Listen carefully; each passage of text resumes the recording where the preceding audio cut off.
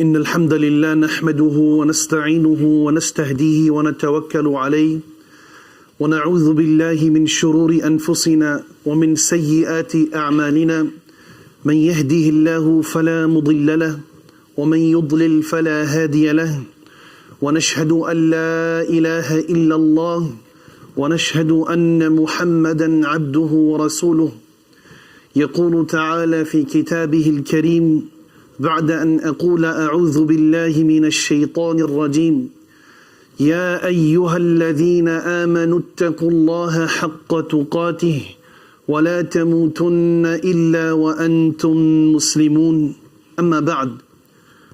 My dear brothers and sisters, in light of the never-ending catastrophic suffering of our brothers and our sisters in Palestine, we're all trying to take proactive steps to bring forth the alleviation of their suffering. And amongst the things that we've been carrying out over the last few weeks is a study of history. Through taking a reflective look at history, we gain reassurance and solace. And amongst the most pertinent and underlying events that occurred throughout history was the Meccan boycott in the era of the Prophet sallallahu alaihi wasallam. Following the year 617, when Muslims had migrated to Abyssinia with the hopes of having a more safer place to practice their religion, many new Muslims were coming into Islam openly. And as Islam gained the support of new Muslims, it also gained the objection of open enemies in Mecca. And the Muslim constituted a small population within the Meccan region. And the Meccan people were predominantly non-Muslims who were against the new Islamic message that Muhammad sallallahu alaihi wasallam and his followers were conveying within that region. And some of the leaders of Quraysh became extremely concerned that this Islamic message was become very widespread in Mecca. So they planned and they plotted to put an end to this message. They couldn't bear the humiliation of a man from their nation completely abandoning the religion of his forefathers and calling to a new faith.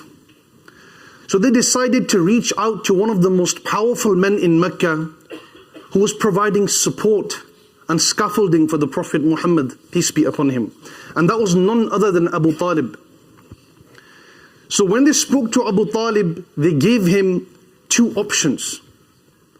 They said, either you surrender Muhammad, your nephew, to us, or we will kill him. It's a lose-lose situation for you. And they tried their best to bribe him through money. They tried their best to coerce him through using manipulative tactics. But given Abu Talib's loyal and genuine nature, he refused to betray his nephew, even though he wasn't in agreement with the faith that Muhammad had adopted sallallahu alaihi wasallam. So following this, they made a rash decision to boycott the Hashemites. And those were the people who were from the family clan of the Prophet sallallahu alaihi wasallam. And this boycott that took place in the year 617, according to most historians, was a social, economical and psychological boycott of the Hashemites in its entirety. And Abu Talib, when he came to realize that a boycott was taking place against his people, he said to the Quraysh that if you're going to boycott us to this degree that we can't even live in peace, we're going to leave Mecca and we're going to go elsewhere. So they went to a valley that was owned by Abu Talib that was referred to as Shi'bu Abi Talib. And this agreement that the Meccans had made to boycott the Hashemites completely, it consisted of a few policies. Among those policies was, number one, that nobody can marry their women folk to the Hashemites. Number two, nobody can buy or sell from them. Number three, nobody can provide them with any resources to live and to maintain their livelihood. So they were completely cut off from the Meccan society, having no means of survival, no means to even fulfill their basic needs and necessities. So they left and they then resided in a downtrodden, rundown valley. And certain reports suggest that the Hashemites, who existed of just a handful of people, the Prophet, peace be upon him, a few followers who had wholeheartedly accepted Islam, knowing that they were a weak minority, and his family members who remained loyal to him, even though they were non-Muslims and they weren't accepting of his new faith. It's reported that these people became heavily reliant upon rainwater and leaves for survival. And this news of boycott and cutting off of the Hashemites reached neighboring cities and towns and countries. And everybody was complicit in allowing this oppression, this injustice, this concentration camp-like campaign to exist and continue. And this went on for 3 years, according to certain historians. Some reports suggest that the companions wouldn't be able to sleep throughout the night because of the wailing and the mourning of women and children who couldn't rid themselves of starvation and hunger. Certain reports suggest that the companions, when they would go to defecate, they'd compare their defecation to the defecation of goats because of the common foods that they would consume, leaves and plants. And people from different countries are known to come to Mecca throughout the year for trade-related purposes. And these people were reported to very discreetly provide some food and resources to the Hashemites because they felt sorry for them. They had empathy because of their humanity. But this was done in a very discreet fashion because they didn't want to suffer the consequences of going against the elite members of Quraysh. So those who had sympathy, those who felt that the Hashemites were being wronged and an injustice is being done to them, they didn't have the courage to speak up against the oppression that was taking place. Shortly after, there were certain people amongst the Quraysh who felt that remaining silent in and of itself is a further injustice. That although internally we're against the suppression that's being carried out against the Hashemites, it's unfair for human beings to live in concentration camp-like conditions solely because they've adopted a new faith that's different to the faith of our forefathers.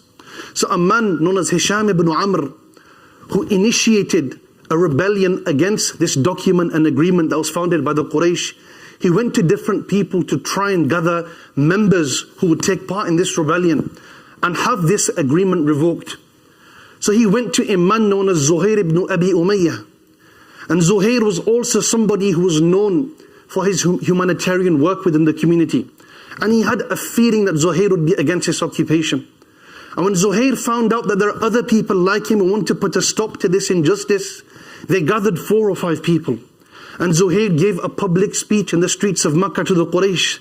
He said, Ya Ahla Mecca, O people of Mecca, أَنَأْكُلُ الطَّعَامَ وَنَلْبَسُ الثِّيَابَ وَبَنُو هَاشِمٍ هَلْكَ. That are we okay with eating and drinking while the Hashemites are ruined and destroyed? وَاللَّهِ لَا أَقْعُدُ حَتَّى تُشَقَّ هَذِهِ الصَّحِيفَةُ الْقَاطِعَةُ الظَّالِمَةُ. I will not sit here idly until this document is revoked and destroyed. I swear by my Lord, I will not sit here silently. And this uplifted the spirits of many people who feared the legal repercussions of going against the Qurayshi community at the time. So while there were people who were approaching Abu Jahl and openly objecting to this document and this inhumane treatment of the Hashemites, the Prophet ﷺ received a form of revelation. And he told his uncle Abu Talib that, Ya Am, inna Allah qad sallata al-aradata ala as-sahifa.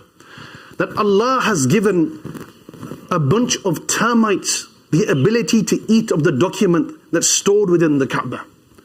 And nobody could have known this information given that this document that different tribes had signed, wherein they were all bound by the policies that I mentioned earlier. Nobody had access to this document.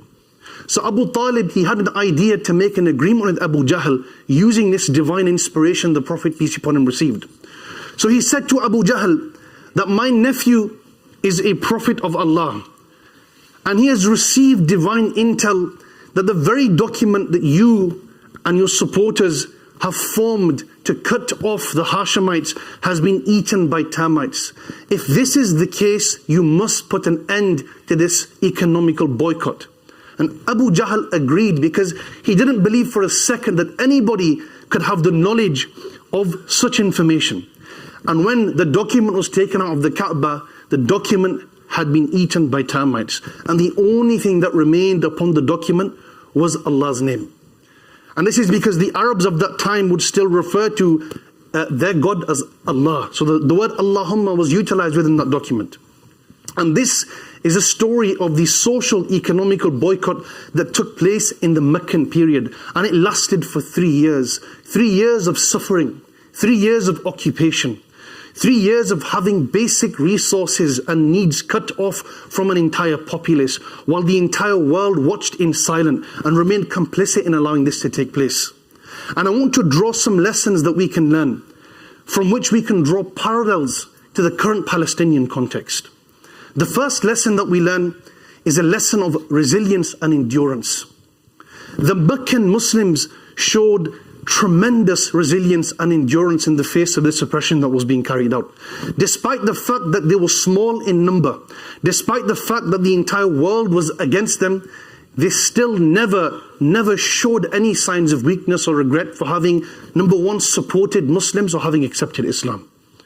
And this very resilience and endurance manifested in the statements of some of the companions who suffered amidst the boycott, who said that even during the boycott, when we were struggling to rid ourselves of the pains of starvation, we would still go out and call people to this faith.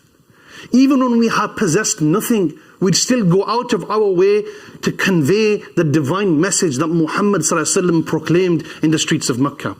And if we look at some of the innocents in Palestine now, you have young children, you have women, you have men who've lost their homes, who've had their children snatched away from them, who've had their businesses, their assets, everything they ever invested and built destroyed. And yet they stand with complete confidence, with unwavering faith, and they praise their Lord in the face of such destruction.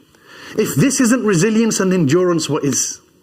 And it's the first lesson that we learn. When witnessing this type of resilience and endurance in Palestine, it's crucial that we learn lessons from that.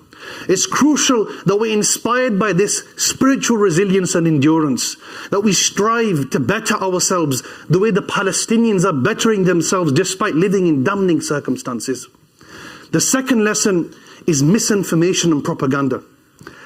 The Quraysh at the time employed propagandized methods to convince the entire world that the Hashemites are deserving of this inhumane and barbaric treatment. And this is why they managed to convince an entire populace of people that it's okay to treat human beings in this fashion.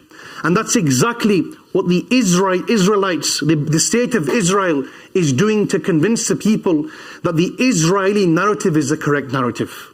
And the only way that this narrative can be broken, and it is being broken, is through debunking these lies, through rebutting this propaganda, through being active in refuting the lies of the oppressors and the occupiers and the colonialists.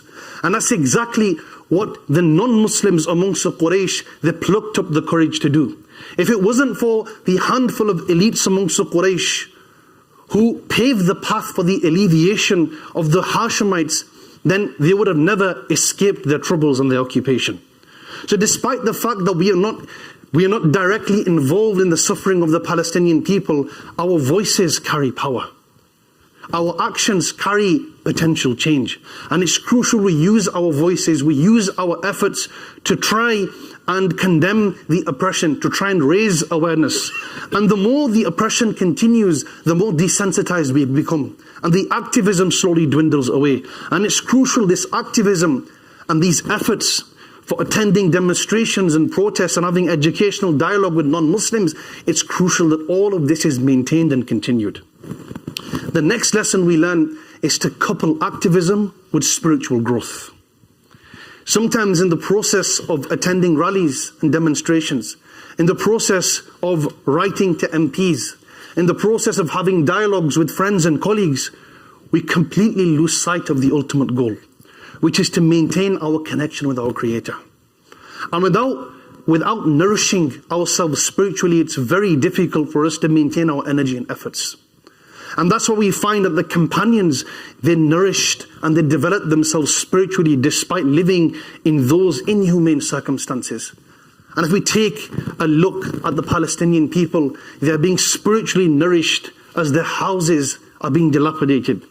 They're being spiritually cleansed as their children are being snatched away from them. So this link, this inseparable link between activism and spiritual growth needs to be established.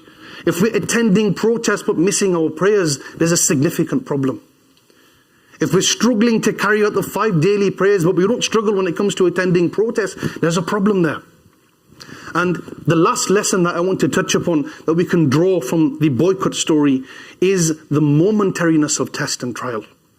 One of the concepts the Quranic discourse conveys to us again and again is the momentariness of this worldly life and the inevitability of test and trial. Allah subhanahu wa ta'ala, He says in the Quran, أَمْ حَسِبْتُمْ أَن تَدْخُلُوا الْجَنَّةَ وَلَمَّا يَأْتِهُمْ مَثَلُ الَّذِينَ خَلَوْا مِنْ قَبْلِكُمْ. That, do you think you're going to enter paradise? And when the example of those who passed on before you, مَسَّتْهُمُ الْبَأْسَاءُ وَالضَّرَّاءُ وَزُلْزِلُوا حَتَّى يَقُولَ الرَّسُولُ وَالَّذِينَ آمَنُوا مَعَهُ مَتَى نَصْرُ اللَّهِ. That those before you were tested and trialed severely, so much so that the messenger Muhammad, peace be upon him, and those that followed him in faith, they said, when is the help of Allah going to come? This was the extent of their test and their suffering. A stark reminder for us that test and trial is real, but the help of Allah will always come inevitably. The boycott was one catastrophic incident that occurred throughout history. Muslims have suffered throughout the course of history. History is filled with invasions, with coups, with massacres, with boycotts, with plagues, and Muslims overcame these hurdles. Occupations will come and occupations will go. Sometimes we go through difficulty and sometimes we go through ease. Nothing is everlasting. Only the might and majesty of Allah is everlasting. Everything else is temporary. So we should instill this hope and optimism that their suffering will come to an end. But it'll come to an end when Allah, the all-knowing and the all-wise, deems it befitting to come to an end. And it's crucial that up until that victory presents itself to them and to us, that we maintain our efforts. Many of the companions who worked tirelessly for the establishment of an Islamic state, they died before the mass migration. We don't work towards something to see the fruits of that mission. We work towards something to die upon that cause. Many people died before the fruition of their goal, but they died while carrying out the efforts for the execution of that goal, and that's what matters. When we stand before Allah, that we can say to Allah, we tried to assist your slaves that are suffering in Palestine. That's the key thing. When Allah questions us about those young children who are being mercilessly slaughtered, and the women who are being killed in cold blood, we have to have a response. What did we do? Victory is going to come. What part will we play in the victory? And that's a confronting question we should all be asking to ourselves. وأقول قولي هذا وأستغفر الله لي ولكم وأتوب إليه.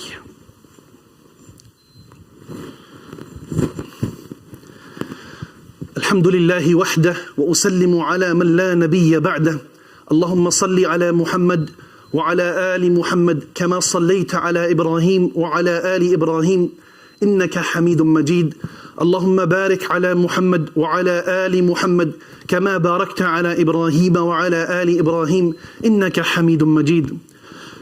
يا هازم الأحزاب، يا مجري السحاب، يا منزل الكتاب، يا رب الأرباب، اللهم إننا نسألك أن تكون وليا لإخواننا المستضعفين في فلسطين. اللهم عاف جرحاهم وداوي مرضاهم. اللهم أطعم جوعهم واكس عراتهم. اللهم انصرهم. اللهم إننا نسألك يا إلهنا، نسألك أن تدمر أعداءهم أعداء الدين يا شديد العقاب. قوموا لصلاتكم يرحمكم الله.